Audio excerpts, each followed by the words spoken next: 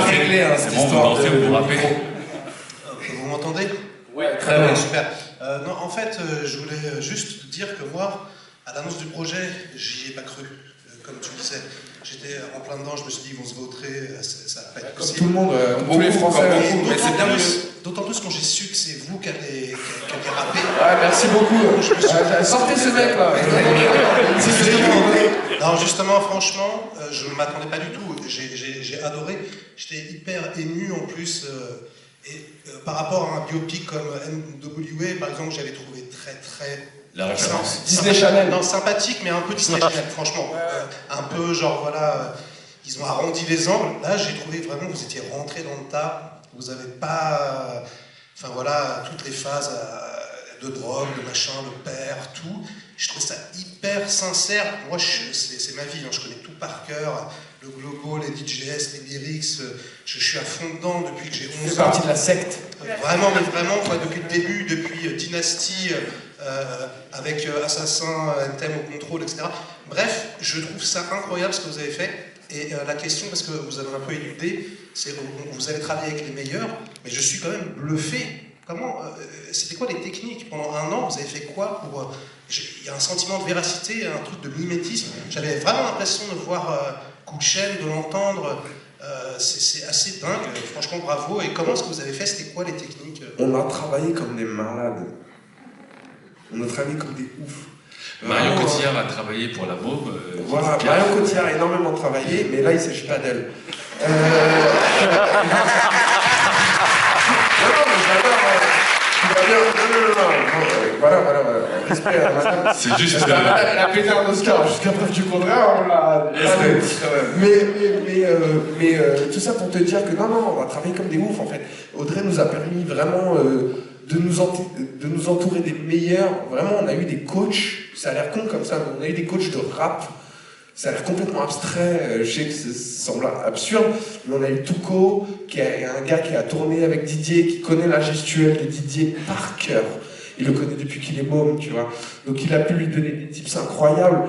On a été entouré de Gladys Gambi, qui est une nana qui a dansé à cette époque-là, qui était notre prof de danse, qui nous remettait dans le sol, etc. On a eu Karim et Comer, qui nous ont permis d'apprendre le graphe. Vraiment, on a eu, tu vois, on a eu tout ce côté hip-hop qu'il y a pu y avoir à l'époque, où tu étais un vrai b-boy, où tu touchais à tout, tu touchais pas que au rap, tu touchais absolument à tout. Et donc on nous a mis dans ce contexte-là. Et Théo comme moi, si tu veux, on a tellement travaillé, on savait qu'on était loin des rôles. On était très loin des rôles à la base. Vraiment, ça ne nous semblait pas du tout. Et on s'est dit, ok mec, on a ce truc qui nous arrive, on a ce challenge-là. Poteau, il va falloir taffer quoi. Il n'y a pas le choix parce que tout le monde nous attend au tournant. Et justement, ça a été un leitmotiv, tu vois. Il y avait un truc du genre, poteau, tous les jours, même après les répètes, on se retrouvait lui et moi, et on bossait tous les deux chez moi ou chez lui. Et on était là, on répétait nos raps, on répétait nos trucs, et on se disait, on ne sait pas où on va, mais en tout cas, on y va. On va tout droit, quoi. Il n'y a pas le choix. Tu vois, et sachant, sachant l'attente des gens comme toi, par exemple, qui ont connu la première heure, et qui ont vraiment connu tout ça, quoi. On s'est dit, on est obligé de les respecter, on est obligé de respecter cette génération, et les 3 décennies qui ont succédé à ça, tu vois. Donc on était obligé, quoi, de bosser, de sortir les doigts et d'y aller à fond, et Audrey nous a permis de faire ça, quoi, pendant un an, quoi.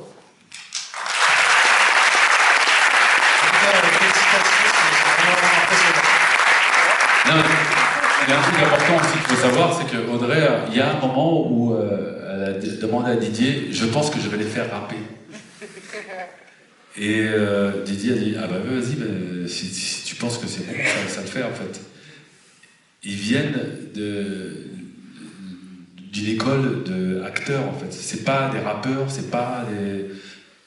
Là, ils ont exprimé quelque chose de super intense, et même moi qui suis dans ce game de rap, quand ils m'annoncent ça, je fais ah ouais, ils vont rapper, c'est-à-dire que c'est pas du karaoké en fait, ils vont vraiment interpréter, et c'était un travail extraordinaire de la manière dont ça a été fait. Et moi-même quand j'ai fait la musique et que je les voyais, je me suis dit pardon, j'avais l'impression que c'était des rappeurs qui avaient 15 ans en fait, qui rappaient, mais en fait ils venaient d'arriver, ils ont fait leur rôle de manière waouh. extraordinaires. Moi, perso, c'était juste la partie, en fait, pour le principe de ta question, c'était une dinguerie. En fait. Quand je les ai vus en mode rappeur... Merci à toi. Merci à vous.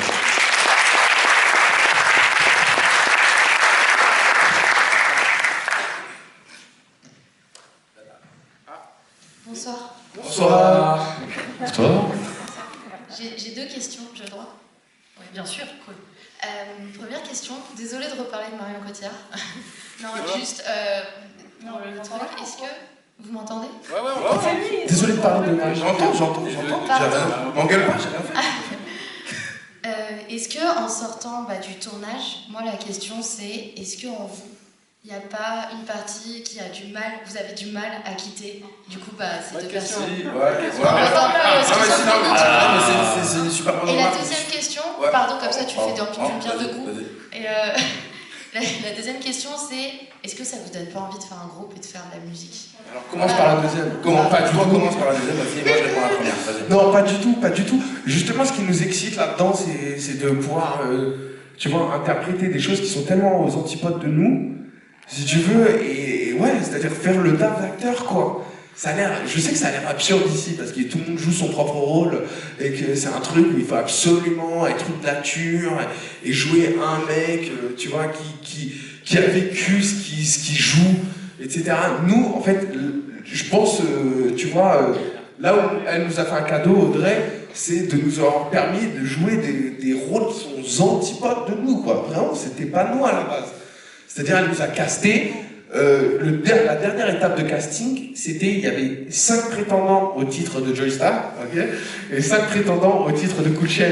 Et elle nous a fait faire une semaine d'ateliers de théâtre, d'impro, d'écriture de rap, alors que lui comme moi, vraiment, on était rappeurs en carton, tu vois, donc tu vois, en termes de musicalité, pareil, il y avait des mecs qui étaient plus balèzes que nous, je te le garantis, tu vois.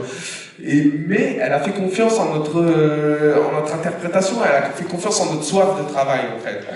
Vraiment, elle s'est dit, ok, les deux là, ils ont la dalle, ils ont envie de le faire bien, quoi. Et je te laisse répondre à la prochaine question. Qui était, excuse-moi. Comment tu sors ton rôle? Comment tu sors ton rôle? Non mais c'est hyper intéressant en plus parce que c'est vrai, tu vois. Il y a un moment où quand tu fais le choix, comme on l'a fait, de se plonger à 200% dans les rôles et de devenir ces gars-là et de le vivre dès le réveil jusqu'à ce que tu t'endormes, tu vois. Et ben il y a un truc où même tes habitudes les plus primaires, les plus profondes qui définissent qui t'es en fait, et ben tu vas les changer volontairement et tu vas les changer pendant plus d'un an, tous les jours, plus d'un an et demi, tu vois. Donc bien sûr que quand tout s'arrête d'un coup, il y a un truc où ouais, tu sais plus tes réactions, si c'est vraiment toi, ou putain, on va passer pour des malades mentaux, mais, si c'est vraiment toi, ou si c'est toi qui a bossé ce truc pendant plus d'un an et demi, et ça déteint, donc t'es un peu perdu, et après, en vrai, ce qui te ramène, c'est tes proches, tes potes, ta famille, tes gens autour de toi qui te reconnaissent, ou qui te reconnaissent pas à certains moments, qui peuvent te dire, ouais, là, t'es un peu violent, t'es un peu trop, tu vois, qui te reconnaissent pas tout simplement, et du coup, il y a un truc où tu te remets en question et tu te dis ouais, c'est vrai, peut-être qu'avant j'étais pas comme ça et tout. Donc, en fait, t'as une montagne à gravir et après faut la redescendre. En fait, c'est pas juste dès que ça se termine, tout est fini, tout va bien. Faut prendre le temps de la redescendre comme il faut et faut écouter les gens autour de toi parce que c'est eux qui savent vraiment qui t'es quand toi-même tu commences à te perdre dans un truc, tu vois. Ouais, et vraiment, comme il dit, hein, tu vois, je vais faire que... c'est-à-dire ce qui est doublement compliqué, c'est-à-dire quand tu convoques... Ouais, c'est long, on se fait chier. C'est long. Le mec, il a parlé pendant 1h30, frère. Je sais pas, il a fait un one man tout à l'heure et c'est moi qui suis le président. Attends, on va régler ça tout à l'heure. Pull-up. Non mais c'est très pertinent ce que tu viens de dire parce que en vrai, ça a l'air con comme ça. Mais quand tu convoques pendant 1 an et demi le mec, tous les jours tu viens avec lui, tu te réveilles le matin avec lui, etc. C'est difficile de sortir. C'est difficile. Parce que t'es confortable aussi au bout d'un moment là-dedans, tu vois. Tu te plais, tu rigoles, enfin, t'es confortable, donc ça fait chier aussi. Et même c'est comme quand tu traînes avec un groupe de potes, tout d'un coup, qui ont un autre accent, un autre jacté, une autre manière de parler, bah, tout d'un coup tu prends les mimiques, tu prends les lyrics, tu prends les trucs, de s'en débarrasser, c'est compliqué, tu vois, aussi simplement que ça, tu vois. Il y a un truc, forcément, pour convoquer ces mecs-là, Et ces deux monuments, on a dû taffer comme des malades pour en sortir. C'est beaucoup plus abstrait. C'est beaucoup plus... Tu vois, c'est bizarre. Ouais, c'est bon, c'est chiant. Ah, Ok, putain, ok, relou. Voilà. Je pense que... Tu peux pas tout laisser derrière non plus, tu vois. Sinon, lui, je le laisse derrière, c'est plus mon pote. Alors, ça est devenu pour de vrai. Il y a plein de choses comme ça que tu dois garder aussi. Attends, je crois que c'est relou. Ouais, vas-y, pardon.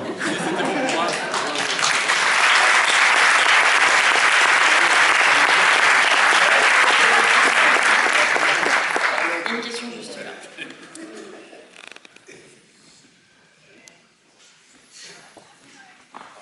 Ah, pardon, la lumière.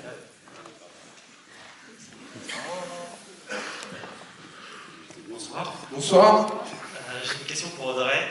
D'abord, félicitations pour le film. C'est vraiment, comme tout le monde, je pense ici, on craignait un peu le carnage. Et en fait, non, c'est vraiment un super film avec beaucoup d'émotions. Le plaisir de retrouver le son de l'époque et tout.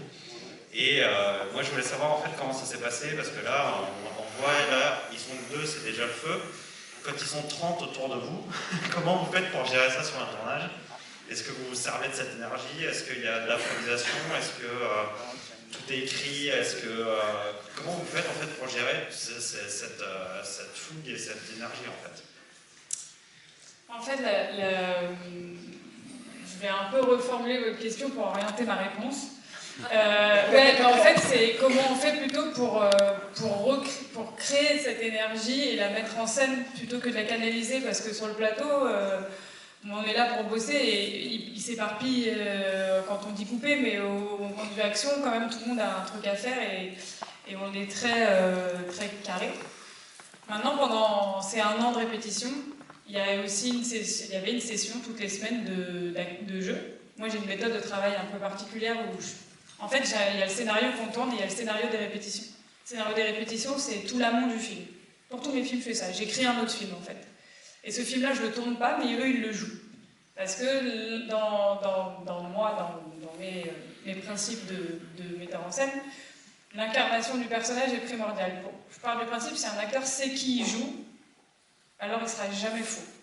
Et peu importe en fait de quel personnage on parle, là on est sur eux, mais ça peut être n'importe quel type de personnage. Et du coup, je les ai fait vivre toutes les semaines, cette histoire, cette bande, des rapports entre eux, les embrouilles, les réconciliations, etc., qui étaient nourris aussi de l'histoire de la bande de NTM, mais qui étaient aussi juste nourris de mon envie à moi, et des liens que je voulais filmer, de ce que je voulais garder après à l'image sur le film. Donc eux, ils sont arrivés nourris d'1 an de répétitions, et forcément autour de ces répétitions, ils deviennent proches, ils ont fini par vivre à moitié tous ensemble chez Théo, enfin, il y a une vraie bande qui s'est créée comme ça. Et cette unité, finalement, moi, ma mise en scène, elle a commencé 1 an avant. J'ai dirigé mes acteurs 1 an avant, et arrivé sur le plateau, j'avais plus besoin de les diriger, j'avais besoin de les canaliser, de les orienter, et de les mettre dans mon cadre. Et là, je prends le cadre, vraiment le cadre de l'image, et c'est comme ça que je travaille. Et du coup, eux, ils sont à la fois très libres, et en même temps, ils pensent qu'ils ne sont pas dirigés, mais ils sont dirigés depuis 1 an. Moi, après, j'ai juste à pousser un peu mes petits boutons, faire ce que je veux, mais j'ai juste à doser. Et ils étaient déjà finalement très... c'était une énergie et tout était déjà très contrôlé, très orienté depuis le début, c'est sauf que ça met 1 an à se façonner. Et quand ils arrivent, moi en fait, j'ai plus qu'à décider où je mets ma caméra, et j'ai même plus à me soucier de comment je vais aller garder cette énergie et la rendre crédible, parce qu'elle est déjà là. J'ai juste à la mettre comme je veux en image.